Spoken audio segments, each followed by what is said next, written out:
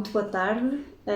Obrigada à equipa da biblioteca por me ter convidado para fazer este vídeo, a apresentar o meu romance mais recente, A Peneia, e obrigada aos leitores por se interessarem e por lerem. Ora, este é o meu quinto romance. Antes eu já tinha publicado A Vida Sem Ti, que saiu em 2005, Cuba Libre, que saiu em 2007, A Lucidez do Amor, que foi publicado em 2010, e A Mulher Casa, um livro pelo qual eu tenho muito carinho, porque gosto muito da personagem principal, a Mara. A Mulher Casa saiu em 2012, portanto, como podem ver, eu demorei quase 8 anos a publicar um novo livro, o que talvez explique o facto de ter 700 páginas. Eu costumo fazer muita pesquisa para os meus livros. Por exemplo, quando estava a escrever A Mulher Casa, com uma personagem principal, faz chapéus, é uma modista que faz chapéus que são quase obras de arte. Eu vi muitos vídeos e falei com chapeleiras em Paris, na altura onde vivia, para perceber como é que se fazem chapéus. Também tenho uma personagem que é um chefe de cozinha e também fiz muita pesquisa nesse sentido. E para A Peneia, como podem imaginar, foram 7 anos a fazer muita investigação para perceber este tema, que está infelizmente tão na ordem do dia, que é a violência doméstica, a violência psicológica e principalmente o papel das crianças no meio destas disputas em tribunal pela guarda dos filhos. O que me chamou a atenção logo em 2012, depois de eu publicar A Mulher Casa, foi a quantidade de notícias que saíram nos jornais sobre divórcios litigiosos, alienação parental e, por exemplo, raptos parentais. Eu lembro que esta foi uma das primeiras que li, chama-se Órfãos de Pais Vivos, e marcou muito esta ideia de que há homens e mulheres que, depois de um divórcio, usam os filhos para se vingar do outro, do companheiro ou da companheira. E comecei a colecionar estes artigos. Como podem ver, tenho aqui vários, por exemplo, 30 desaparecimentos de crianças em investigação desde o caso Madi, e a maior parte era por raptos parentais, menos crianças e jovens desaparecidos em 2011, polícias procuram menina que o pai recusa devolver, alternar entre a casa do pai e da mãe, será essa a melhor solução para as crianças? Quais os efeitos, o que é feito dos filhos que sobram da guerra entre os homens e as mulheres, raptados pelos próprios pais? Como veem, eu fui colecionando estes artigos e foi interessante cada vez mais pelo tema dos efeitos que pode ter numa criança um divórcio muito litigioso. E então comecei a construir a personagem da Adriana e, em paralelo, a personagem do marido, o Alessandro, e a personagem do filho, o Eduardo. O Eduardo, que começa o livro, tem 5 anos e acompanhamos a vida dele até aos 12. Depois comecei a aprofundar mais os temas e então fiz aqui uma mini biblioteca. Estes são só assim os livros principais, consultei mais, mas estes são os principais, sobre, por exemplo, casos práticos em psicologia forense, divórcio e parentalidade. Este que eu achei muito interessante, Amor Zero, sobre as relações tóxicas, e então diz como sobreviver a uma relação com um psicopata emocional. Este livro, que foi crucial para eu perceber a mente dos abusadores sexuais, é um livro extremamente difícil de ler, dada a temática, mas que me ajudou muito a perceber o que é que se passa na cabeça dos abusadores de menores. Um livro do professor Daniel Sampaio, O Tribunal é Réu, e depois vários sobre alienação parental, e um livro da doutora Clara Sotomayor, juíza, que é uma das pessoas que mais escreve sobre o direito da criança. Portanto, isto foi a pesquisa que eu fiz, uma parte dela, e depois lancei-me na parte que me dá mais prazer, que é obviamente a da construção literária das personagens, porque o livro é um romance.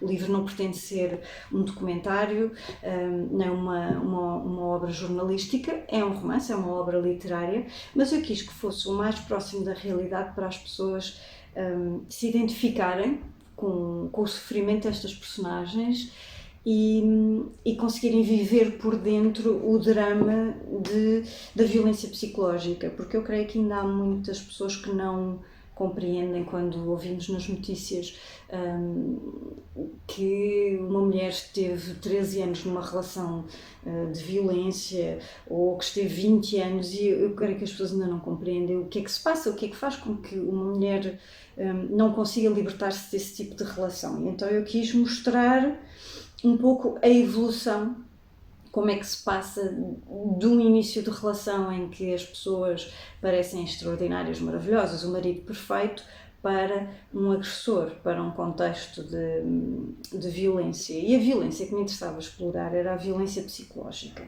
porque a violência física fala-se muito sobre ela e é muito mais fácil perceber o que é a violência física, não é? Se nós temos, se levamos uma bofetada, se temos uma nódoa negra, é visível para toda a gente que estamos a ser alvo de uma agressão, enquanto a violência psicológica não deixa marcas físicas.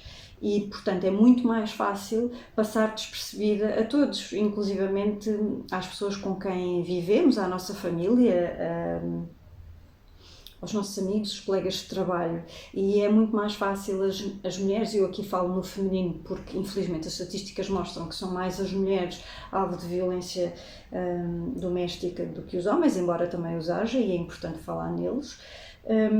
É por isso que muitas mulheres depois se remetem ao silêncio, porque não há marcas visíveis, não é fácil provar. Muitas vezes é a palavra da mulher ou das crianças contra a palavra do agressor e é muito difícil arranjar provas concretas das agressões e, portanto, as pessoas remetem-se ao silêncio e vivem com este peso. E eu quis retratar isso ao longo destas 700 páginas. O livro tem capítulos muito curtinhos. Eu quis mesmo que tivesse esta estrutura de capítulos densos, inclusivamente que pudessem ser lidos isoladamente. Eu creio que se pode pegar no livro e ler, por exemplo, uma página sem ter necessariamente de ler tudo de uma ponta à outra. Eu quis que cada texto funcionasse quase como um conto, com uma cena ou com uma imagem. E que fosse um texto fechado sobre si mesmo, precisamente porque o tema é tão difícil e tão pesado que achei que as pessoas precisavam de capítulos curtos, os leitores precisavam de capítulos curtos para conseguirem respirar e não se deixarem quase subjugar pelo peso da história. E é engraçado que tenho recebido muitas mensagens de leitores que dizem precisamente isso, que sentem esta sensação de quase de apneia, como no título, enquanto estão a ler e, portanto, os capítulos curtos ajudam-nos a vir à tona, a respirar, a fazer uma pausa. O livro, apesar da temática, eu quis que não fosse um melodrama, quis que não fosse um livro sensacionalista e tentei que a narração fosse o mais objetiva possível e que conseguíssemos mesmo acompanhar o processo psicológico e emocional das personagens sem que isto se tornasse quase um livro voyeurista, sensacionalista. E penso que nesse sentido consegui mostrar o que é que as personagens sentem sem transformar isto num melodrama. Não era a minha intenção. Eu creio que podemos dizer que ao longo do livro nós assistimos ao processo de libertação da Adriana. A Adriana começa por ser uma personagem submissa, lá está, vítima de violência psicológica, de muitos anos de dominação e de silêncio e de invisibilidade, e ao longo do livro vamos assistindo ao crescimento dela, à maneira como ela começa a ganhar autoconfiança e autoestima e a encontrar ferramentas e meios para se libertar deste jugo que a oprime. Por último, o que é que eu queria dizer mais? Porque um casal misto, um casal em que ela é portuguesa e ele é italiano, precisamente porque muitas das notícias que eu li, estes casos de raptos parentais surgem sobretudo quando um progenitor é de uma nacionalidade e o outro é de outra. E nós assistimos cada vez mais a isso na nossa sociedade. Temos cada vez mais pessoas que se casam com pessoas de outros países, e quando a relação acaba, como é que o tribunal decide com quem é que os filhos ficam? Se os filhos ficam em Portugal, ou se vão para o Brasil com a mãe ou com o pai, ou se vão para a Itália ou para a França ou para a Alemanha. E é muito difícil para um tribunal, com as poucas provas que os casais reúnem para apresentar perante a lei, é muito difícil para um juiz, para um procurador decidir com quem é que a criança ficará melhor, neste caso de divórcio, em que país ficará melhor, em que cultura, com que progenitor. Isso foi um tema que eu achei particularmente interessante, porque me lembra sempre da história da Bíblia, de Salomão. Não se pode dividir uma criança em dois, portanto, o que é que a justiça decide e como é que a justiça lá chega. Portanto, o livro também se debruça muito sobre este dilema terrível de não podemos dividir as crianças ao meio, mas temos de decidir para que país é que elas vão e com quem elas ficam.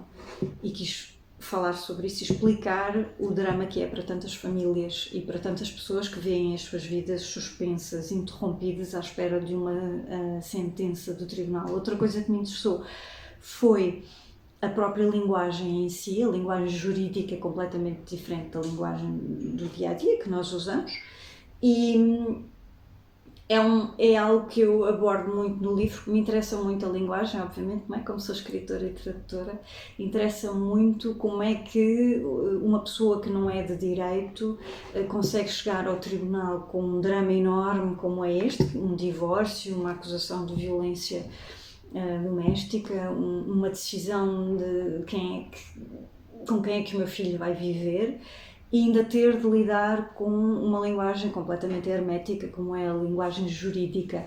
E eu gostei de abordar essa questão em paralelo com uma parte muito mais literária, que é a parte da poesia. Eu vou intercalando muitas cenas do livro com poemas de uma autora de que eu gosto muitíssimo, que é a Anne Sexton, e alguns poemas também da Sylvia Plath.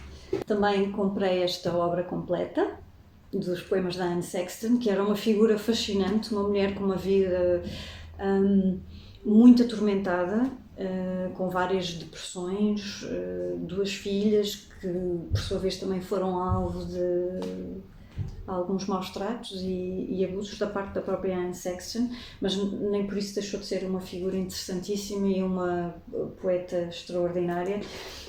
E a Sylvia Plath, que todos conhecem, e que também tem aqui toda a poesia da Sylvia Plath, e que tentei ir intercalando não, fui mesmo entrelaçando no texto, porque tanto a Sylvia Plath como a Anne Sexton escreveram poemas confessionais e trouxeram questões e problemas que nós geralmente consideramos da esfera doméstica, trouxeram-nos para a escrita, e isso também me interessou, porque eu gosto muito de trazer a vida íntima das pessoas, das personagens, para dentro dos meus livros e criar pequenos quadros íntimos, onde nós enquanto leitores sentimos que estamos a partilhar a vida daquelas pessoas. Portanto, tive muito prazer em ler toda a obra da Anne Sexton e em escolher poemas. Ela fala muito, por exemplo, sobre o divórcio dela e fala sobre o drama que foi a lavagem da roupa suja no tribunal e eu achei que tinha mesmo de trazer a Anne Sexton para o meu livro. Também abordo a obra de algumas artistas plásticas que gosto muito e, por último, queria só deixar aqui a referência à artista plástica do Porto, a Cristina Trofa, em quem eu me baseei para criar a personagem da Adriana. Fui mesmo entrevistar a Cristina Trofa ao Porto, fui ao ateliê dela ver como é que trabalha, estudei muito a pintura da Cristina Trofa, que eu recomendo, é muito interessante o que ela faz. Ela autorretrata-se, usa o seu próprio corpo na sua pintura e também cria pequenas histórias a partir da sua própria imagem e eu achei interessante trazer também a Cristina Trofa para o livro. Obviamente que a história da Adriana não é a história da Cristina Trofa, apenas a arte da Adriana, porque a Adriana é pintora no livro. A arte da Adriana é a arte da Cristina Trofa e menciono alguns quadros da Cristina que depois poderão consultar online. A obra da Cristina Trofa está exposta em várias galerias e sobretudo está exposta nas redes sociais e podem encontrá-la facilmente. É muito interessante ver, eu vou referindo a alguns quadros e depois se quiserem compará-los com a realidade. A última coisa que me cabe dizer é espero que gostem do livro. Eu gosto muito que os leitores me contactem e me escrevam a dizer o que sentiram e o que pensaram sobre o livro, portanto a biblioteca tem os meus contactos, se quiserem depois partilhar as opiniões eu agradeço muito e mais uma vez muitíssimo obrigada à biblioteca por este convite. Obrigada.